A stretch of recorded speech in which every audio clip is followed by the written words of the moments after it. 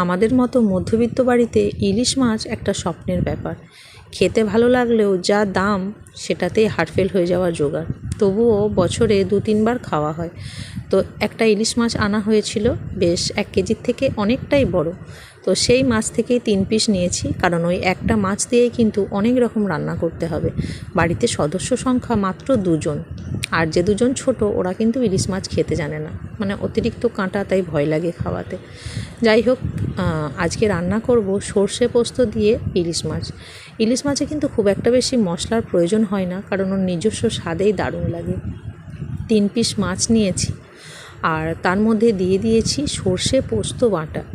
শুধু সর্ষে দিলে আমার একটু তেতো তেতো লাগে, আর পোস্ত দিলে বেশ ভালোই লাগে। তো এর মধ্যে সামান্য পরিমাণ হলুদ, লঙ্কা, কাঁচা লঙ্কা, বেশ খানিকটা সর্ষের তেল আর লবণ দিয়ে খুব ভালোভাবে মাখিয়ে নিয়েছি।